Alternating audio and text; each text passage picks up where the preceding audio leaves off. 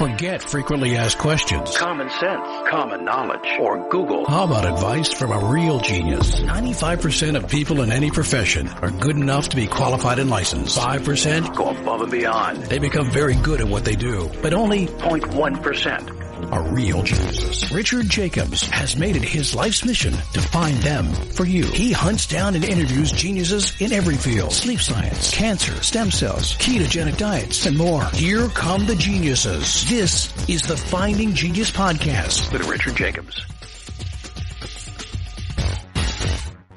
Before we begin, a note from our sponsor. I'm Richard Jacobs, Executive Director of the nonprofit Finding Genius Foundation and host of the Finding Genius Podcast. In late 2016, I was rear-ended at 65 miles an hour by a truck on the highway, which sent me off-road into a ditch. The impact of the collision gave me a concussion and other injuries.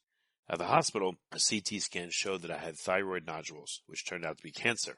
It was then, when I had a biopsy of my neck, that I realized even if I was a millionaire, I wouldn't want a second or a third biopsy due to the pain and the invasiveness of it. And appointments at that time for thyroid experts were 3 to 6 months out. And I was worried about dying now, even if that was irrational. So because of this, I've decided to raise money to conduct a literature review on steroids, on the causes of anxiety and depression, a condition that affects well over 50 million people in the United States and hundreds of millions worldwide. Our goal is to create a codex, a guide that reveals all possible treatments for anxiety and depression for people that live with the condition, or for loved ones that have it, as my wife and my son do. To find out more about our fundraiser, visit findinggeniusfoundation.org and click on current initiatives. And now to our guest. Hello, this is Richard Jacobs with the Finding Genius Podcast, now part of the Finding Genius Foundation. Quick note about the foundation. We've embarked upon our project to study anxiety and depression and to uncover as many possible treatments as we can. And the goal is to make a low or a no-cost resource for people that suffer. So if you have any interest in this, go to findinggeniusfoundation.org. We're looking for donations and help and volunteerism, etc. Thank you very much. Today, my guest is Brant Cortright. He's an author, psychologist, a speaker, and a professor, or former professor emeritus with the California Institute of Integral Studies. And he's written 4 books, 2 of which are Functional Psychology for Anxiety, Depression, and Cognitive Decline, as well as the Neurogenesis Diet and Lifestyle. And then his 2 other books are Psychology, Yoga, Growth, and Opening the Heart, and also Psychotherapy and Spirit. So, Brant, thank you for coming. Thank you for having me. I think you've probably interviewed more people on anxiety than anybody on the planet, so I'm honored to be here. Well, I'm getting there. I'm only up to, I think, about 35 interviews, but the goal is to go to several hundred, so we're getting there. That's quite a bit. Well, you have vastly more experience with it, I'm sure. So tell me a bit about your background and why you're interested in this area. Well, I'm a psychologist, and I've been a psychology professor for many years. And the main reason I see people in my private practice is anxiety and depression. That's the big thing that brings people in, it seems like. And so for a long time, I was really on the psychological side of things. And in the last 5 or 10 years, I've come to see there's also a brain health side. There's a physical side as well. Really trying to put these two together because we are psychophysical beings and we can't reduce either one to the other side. So we need to good perception. That makes a lot of sense. Yeah, I don't mean to say bad things, but sometimes it seems like, a lot of medical professionals are just drug pushers and recipe followers. And It's nice when you run into someone that's like, well, what about this? What about that? And they're open to various different ideas and, reasons for someone's condition. That's right. There's been a conflict between like psychology and psychiatry. So in psychiatry, the idea is that if you're anxious or you're depressed, you've got some sort of brain disease that requires lifelong medication. And in the psychology side, it's been saying, no. It's actually a matter of unskillful behavior, unskillful choices that leads to anxiety or depression. And then that brings about the brain changes we see. So it's been a kind of chicken or egg thing for a long time. And I've always been on the psychology side, but recently I've begun to see actually it's a chicken and egg thing. There's both a brain side, which medication doesn't really deal with. It covers the symptoms, but it doesn't really heal the brain, in my view. it's sometimes medication is a lifesaver. But again, in my view, it is enormously overprescribed. So, and it's the same with psychology people. They're only coming at it from one side. So I think it's, we are psychophysical. Actually, we are psychospiritual, physical, right? Body, mind, spirit. And I guess not to put too fine a point on it, is actually body, heart, mind, spirit. We have a physical level, an emotional level, a mental level, and a spiritual level. And my view is that each person has a unique signature of interference on these 4 levels of our being. And they all get integrated through the brain. The brain coordinates and integrates all 4 of these levels into one coherent experience of the self. So what do you think? So if we have these 4 items, is what happens then one of the items starts to become compromised, let's say diet, or someone's having maybe a crisis of faith, and then it kind of spills over into the other areas. And once, let's say 3 out of the 4 areas are problematic, someone's, I guess now has depression and anxiety. Is that the heuristic you're thinking?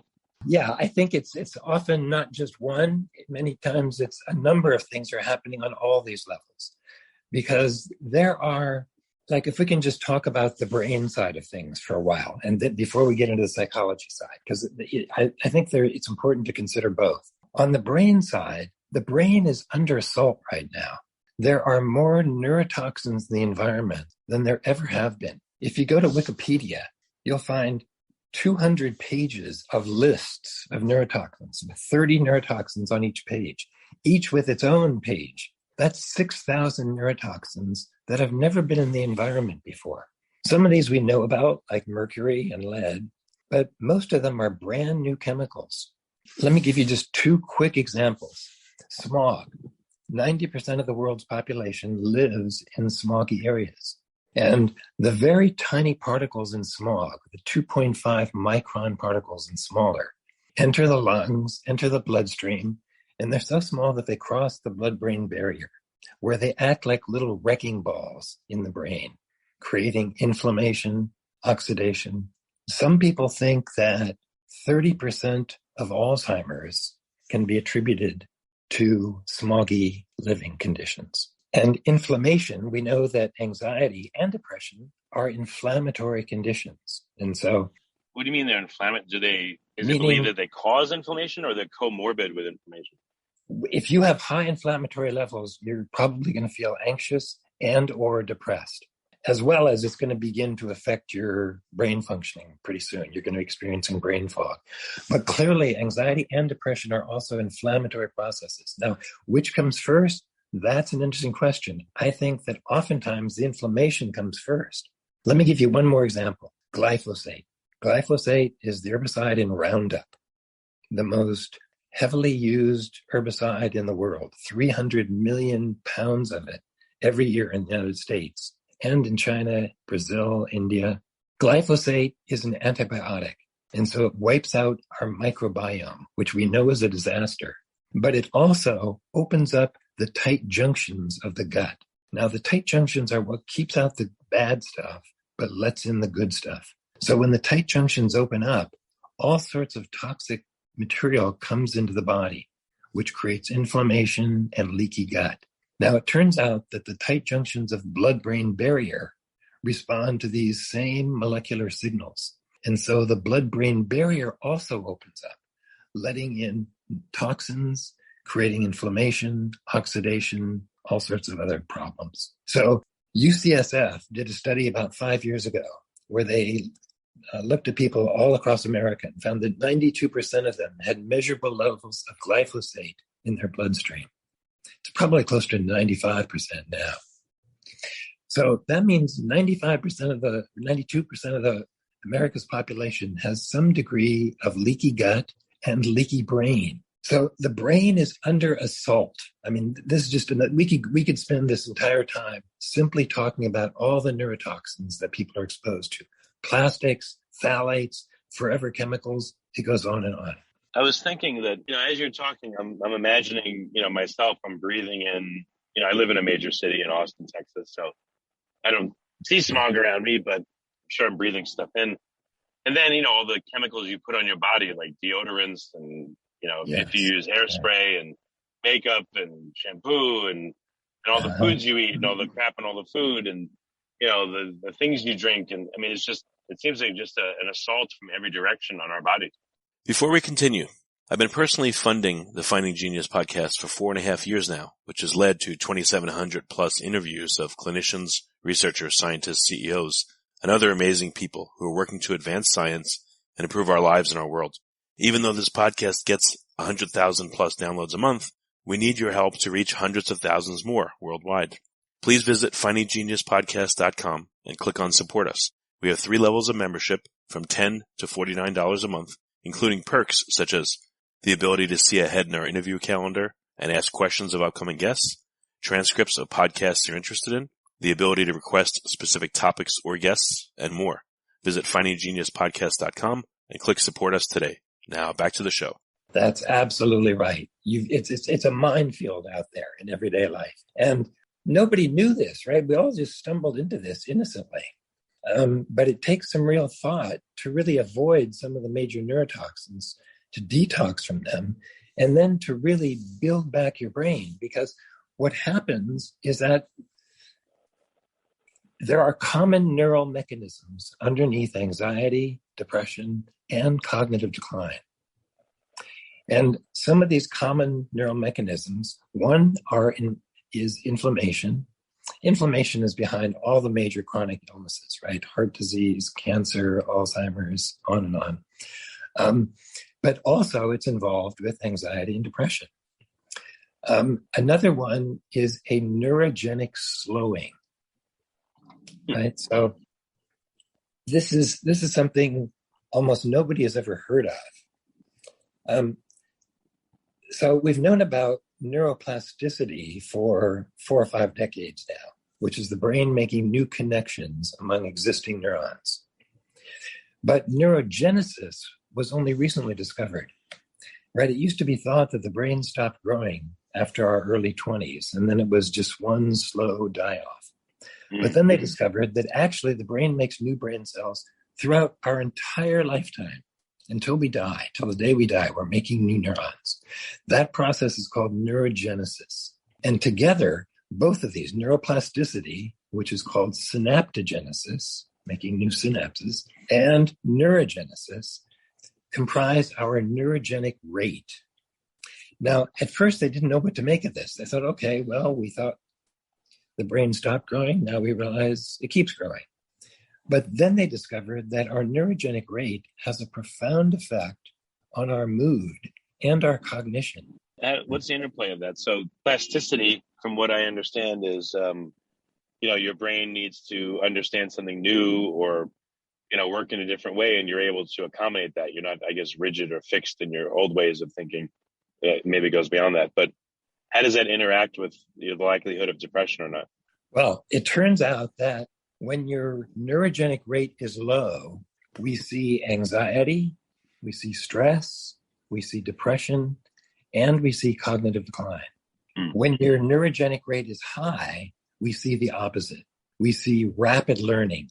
We see cognitive enhancement. We see robust emotional resilience and protection against anxiety, depression, and cognitive decline. So they did one experiment with mice where they increased their neurogenic rate by 5 times. And they became not quite super mice, but they had big cognitive and emotional advantages over their normal neurogenic rate peers. And how do you modulate the neurogenicity rate? What factors modulate that? If you like this podcast, please click the link in the description to subscribe and review us on iTunes. That is the $1 million question. That's the perfect question to ask. So my previous book was called The Neurogenesis Diet and Lifestyle, because it turns out that intervening on all 4 of these levels, physically, emotionally, mentally, and spiritually, has a profound effect on our neurogenic rate. The biggest one, I think, has to do with diet. And so in the book, I go into what I call the healthy brain diet, and it consists of 4 pillars. The first one is neurogenic, then ketogenic or low carb, anti-inflammatory, and gut friendly. we can take them very briefly. I know we don't have a lot of time, but just very briefly. The book goes into about 40 different nutrients that increase our neurogenic rate. One of these is fish oil, omega-3 fatty acids. A neuroscientist at the University of London increased the neurogenic rate by 40% simply by adding omega-3s to the diet. Most people are deficient in this. And DHA, which is one of the 3 omega-3 fatty acids, is the fundamental building block of the brain, right? The brain is made up of about 60% fat, and of that, about a half or a third of it is DHA. So we need a steady supply of DHA into the body, into the system, because the brain is always under construction. There's other things like blueberries, green tea extract particularly, turmeric or curcumin, hesperidin is a bioflavonoid found in citrus fruits, and it keeps newborn brain cells alive so they aren't pruned. Again, the book goes into a number of things like this, but also important is avoiding foods that lower our neurogenic. Okay. Sugar is one of those. A high sugar diet will cut your neurogenic rate in two. Quick question here. What would anecdotally have you heard of multiple experiences of people that are experiencing high or low neurogenic rates? And if so, how do they describe it? Well, that's how I work with my clients. So I'm doing, I guess you'd call it clinical research here. And I find that when people start really eating well and really repairing their brain, making their brain stronger, that the anxiety tends to leave. The depression tends to go, and people get off of the SSRIs, which they've often had a challenge doing. I've worked with people who have been on SSRIs for 20 years. By the time they get off, they just go through hell. But with these dietary interventions, people have come off successfully. Yeah, that's fantastic. But again, have you done any self-experimentation where you've followed your diet or you've eaten the bad stuff? And, what can you say you've experienced? Or, again, a typical person, do they feel sluggish or foggy, or what do they feel like if they're doing well or not? Exactly. So, yeah, I certainly eat this way myself. And I've noticed greater clarity. I've noticed my memory. It's like I can now remember things that I couldn't remember before. And I just feel good. Like, I think when your brain is really functioning at peak performance, peak capacity, that just being alive feels good. Feels good just to wake up in the morning. There's a vitality. There's a feeling of just, it's wonderful to be alive. And so it's not that bad things stop happening, but there's resilience. So when bad things happen and knock us over, we can stand back up. Or they think things don't knock us over as quickly as they used to. So I can tell you some days I felt like so good, I almost couldn't stand it. I want to have more of those days.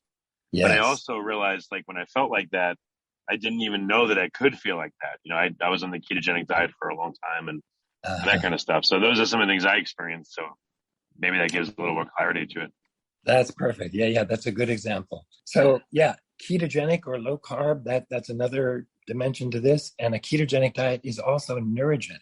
It also stimulates the growth of new neurons and new connections. Anti-inflammatory, because all these things are inflammatory processes. And so to lower your inflammatory rate your inflammatory markers is really important. And the book goes into a dozen or so anti-inflammatory foods and nutrients that we can take. And then gut friendly, because how we feel has a lot to do with the state of our microbiome and of our gut. So, it used to be thought that there were many more bacteria in our gut than cells in the body. But now they've done a recount and they find it's about the same. It's about 40 trillion. And of that, most indigenous cultures have about 20,000 different strains of bacteria. Whereas in the West, with the overuse of antibiotics and glyphosate and things like that, most people have 10,000 or less. Some people have as low as 500 or 1,000 or 2, which is a disaster for the immune system. So we want to increase microbial diversity, because the greater the diversity in an ecosystem, the more resilient it is, the more robust it is. The lower the diversity, the more easily it can collapse. So it turns out that there are a number of probiotics which have been shown to reduce anxiety and depression scores by 50%. I think taking some of these is helpful. But beyond that, and the book goes into those, but beyond that, I think we need to increase microbial diversity by the 100. Taking a probiotic is good if you're doing it like for symptom relief like this, but we want to take in hundreds at a time, which happens when you go outdoors, when you're in nature, or if you're swimming in the ocean. Take a couple swallows of water because you're taking in hundreds of bacteria that way. Every new natural environment you're in, just breathing, you're taking in hundreds of new strains of bacteria. And we want to also heal the gut. There are some strains of bacteria which do this, like plantarum. There's something called ion biome, which is helpful for gut healing. There's a number of things that the book goes into. But, the gut is sometimes called our second brain. 80% of our neurotransmitters are produced by the microbiome. It's also where 80% of our immune system is. So it makes sense if you have a dysbiosis that it would lead to mental issues and all kinds of other health conditions. That's absolutely right. Yeah. You're probably going to be feeling anxious if you have gut dysbiosis. Yeah, that's right. Has anyone been able to correlate, okay, these species are anxiety-inducing, these species are calm-inducing? I don't know about the anxiety-inducing ones, but I do know that there are several strains which have been shown to have anti-anxiety effects. And Life Extension puts out a product that has two of them. Swanson's makes one that is strictly rhamnosus, which is another one of these, highly anti-anxiety. And so if we can begin to populate the gut with these and get these friendly bacteria going, that is also helpful in this process. So that's the neurogenic, ketogenic, anti-inflammatory, gut-friendly pieces of the healthy brain diet. Exercise is also really important. Certain types of exercise have a powerful neurogenic effect, particularly aerobic exercise. Yoga is great, but has no effect in terms of your neurogenic rate. So that's the brain side. There's also then the psychology side, because anxiety has a number of different psychological dimensions to it. So one, for example, would be PTSD. People who were very traumatized in childhood, it's like their nervous system is on red alert. They are hypervigilant and prone to anxiety disorders. Anxiety disorders are now the number one mental health disorder in the United States. It's getting worse. The past 15 months have been a huge boon. I mean, I'm sure it's helped everyone feel so much better. That's right. I'm joking. No, it's been a scary time. That's right. And, kids are affected more than anybody. Childhood rates of anxiety are 8 times what they were in the 1960s. And that's not through better testing. That's using the exact same standardized tests as the 1960s. Plus now we have autism, we've got ADD, ADHD, all the stuff we never even heard of then. According to the CDC, 38% of school-age girls have a diagnosable anxiety disorder and 29% of boys. Isn't that astonishing? Yeah, that's huge.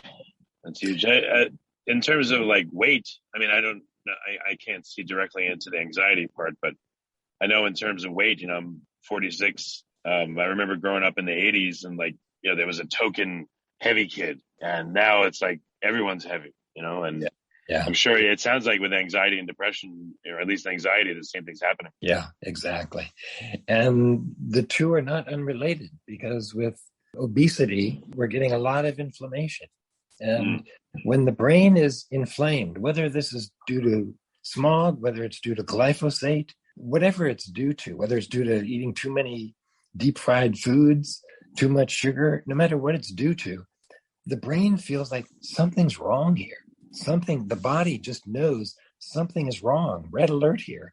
And so anxiety is a natural response to this, except the person has no idea why they're feeling anxious. They have no idea what's wrong.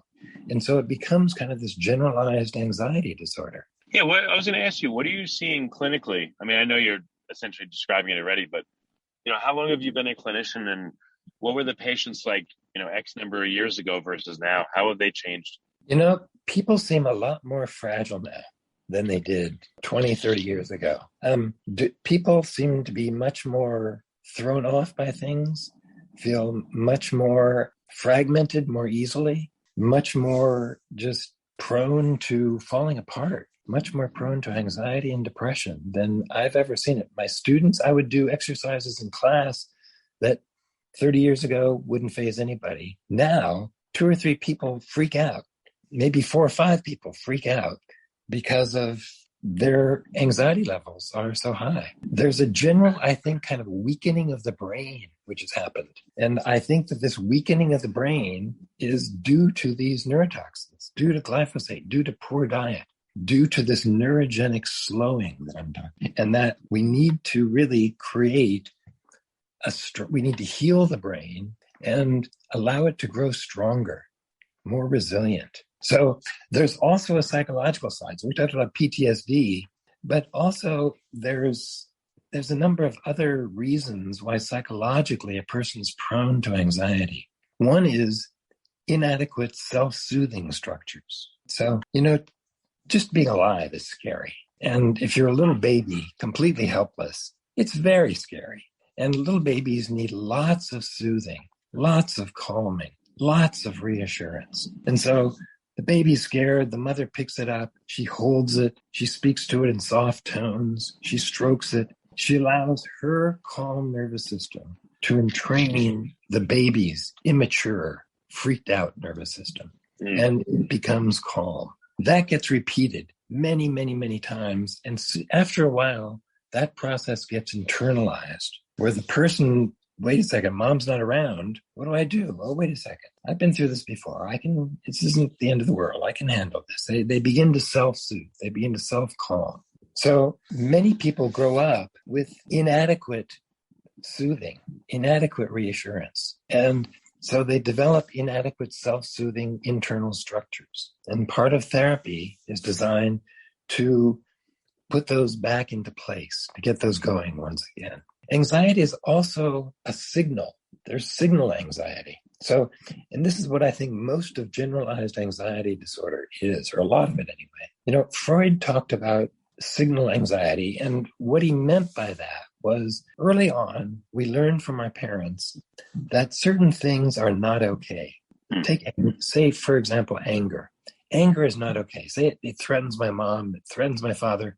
I quickly learn if I'm going to get angry at them, I can't do that. I need to suppress it. I need to push it down. And so, again, many repetitions of this. After a while, something happens. I start to feel angry, although I don't fully recognize it. My unconscious goes, hey, there's anger going on. Danger, danger, danger. Red alert. Anxiety happens. My unconscious pushes that anger down, and then my anxiety begins to subside. I never even knew I was anxious. That is signal anxiety. We learned early on that certain parts of us, certain feelings are off limits, are dangerous. They threaten our tie to mom or dad or both. And so we stay far away from them. And so a lot of generalized anxiety disorder is simply this. It's in essence a fear of being yourself. And the way you learn to be yourself is in therapy with another person, right? Because we learned relationally that certain parts of ourselves were not okay. And we need to learn in the presence of a therapist or a trusted loved one that no, these feelings are okay. I am okay if I'm feeling this, if I'm feeling shame or anger or whatever it is. So therapy can be very helpful for that. Okay. Yeah, I mean, I'm hearing a lot more interesting stuff from you than, maybe a run-of-the-mill psychologist or two I've spoken to. It's great. Mm-hmm. I mean, it sounds like you're able to help more people. You have a perspective that includes, again, diet and environment and mental health and inflammation and all that other stuff. So I know you can't really give percentages or anything, but have you noticed in your practice that you're able to help a much higher percentage of people, or are you helping them faster? Or what have you noticed? How is this helping you to help you? I'm helping people who I wasn't able to help before. And what has surprised me is that sometimes, in fact, more times than I don't even know the percentage, but quite a few times, what I'm amazed at is that as people's diet changes and as their brain heals and gets stronger, then they don't need therapy. I mean, they could still use therapy because we all are wounded and we all could use healing, but some people aren't interested in that. And when the anxiety goes away or the depression goes away, they're good to go. They don't need to necessarily go into childhood stuff. Again, I think it's best if people can do both, heal the childhood wounding and heal the brain. But sometimes just one or the other is enough in all of this. And what surprised me is that just healing the brain is often enough. You know, the funny thing is that psychiatrists would be in a position to understand this brain thing, but they are so indoctrinated into drugs that they really don't, right? It's just medical schools in the 1920s decided not to teach about nutrition and to focus on drugs instead. And it's been a problem, I think, for psychiatry ever since, because they use medication. They use this, in the book I talk about the false analogy of insulin, right? They say that you have a brain disorder and you need this medication for the rest of your life. Well, it's a completely false, just like a diabetic needs insulin. And it's a completely false analogy because PhD is not a deficiency in amphetamine or Ritalin. And anxiety is not a deficiency in a benzodiazepine, in Klonopin, or I've heard someone else, I've heard another guy say that. He's a naturopath, a functional medicine guy, David Getoff. He said the exact same thing. Oh, really? Okay, we're on a similar wavelength then. Yeah, yep. I haven't heard anybody else say it, so I'm glad to know other people are on that wavelength. So yeah, but healing the brain is possible if we know how to do this nutritionally, exercise, sleep, and I think the psychological side is also important. You know, most psychologists work on doing cognitive therapy, and you know, there's a certain amount of value in that. For some people, it's very helpful. For most people, it doesn't go far enough because it doesn't go deep enough. And so that's why I think the depth psychology schools are really helpful, where you can really go into the PTSD or the signal anxiety or inadequate self-soothing structures, or also even existential anxiety. You know, there's also a spiritual dimension to all of this as well, because none of the psychological traditions talk about getting rid of anxiety, right? They all talk about reducing it. It's only the spiritual traditions that talk about a state of deep peace and quiet that is completely without anxiety. And it turns out there are a couple of spiritual practices which have a powerful effect on anxiety and depression, and also have a powerful neurogenic effect as well. So one of these are mindfulness practices, and the other is heart-opening practices. They both provide very powerful neurogenic boosts, and they also put us in touch with a deep state of peace, right? Because our deepest core, according to all the spiritual traditions of the world, is spirit, is a soul, a spiritual being. And the essence of that is peace, is light, is love. And when we can connect to that and then bring that outward into our outer being, our surface self, then we can spread peace throughout our entire being. But if the self is fragmented, if the self is weakened, if the self has poor self-soothing structures, for example, then it's like trying to, put water into a sieve. Peace just sort of flows through the self because it can't really hold that peace. So I think we need to work holistically here. We need to work at the spiritual level, at the psychological level, and at the brain health level. Yeah, it makes sense. Last question in this regard. Have you suggested to anybody or have you observed that someone has either found religious faith or lost it and that affected their depression? Yes. Losing your faith absolutely can plunge you into aperspectival madness. It can plunge you into a sense of despair, of hopelessness, and of being freaked out. I mean, when they talk about existential despair or existential anxiety, they're talking about a state in which life has no meaning, in which there is no higher purpose. And in the existential therapies, the idea is you create your own purpose. You find a purpose. You make a purpose for yourself. But the spiritual traditions say, no, there is a larger meaning here that as we tune into and align our lives with, we feel more and more in harmony with it. But losing faith sometimes can be an important step towards a spiritual awakening. And to be able to fully go through that can be really important for a person. And sometimes it takes years. Some people never actually go all the way through it, and they kind of abort it with alcohol or addictions or what the existentialists would call an inauthentic existence, right? Many people flee existential anxiety, which is the result of the need to make choices, to be responsible, to be intimate with other people. That existential fear of those things makes people flee into an inauthentic existence of consumerism, of addictions of different kinds, compulsive behaviors, workaholism. And therefore, they don't confront these existential choices, these deeper existential quests for meaning. And so this is also an important part of therapy. Like, what am I here for? What is my life really about? What do I really want my life to be about? What is most significant to me? And to begin to align our life with those deeper values. And when we do that, this sense of existential anxiety begins to recede because we are more and more living from our authentic being, our authentic core. Well, very good, Brant. It's been great talking to you. There's a ton of info and insights, and I appreciate it. For listeners, do you recommend one of your books in particular or any of them, depending on their circumstance? Like, what are resources for listeners? Well, I think my latest one has all of it in it. And it's functional psychology for anxiety, depression, and cognitive decline. It really puts functional medicine together with psychology. Well, very good. Brant, thank you so much for coming on the podcast. I really appreciate it.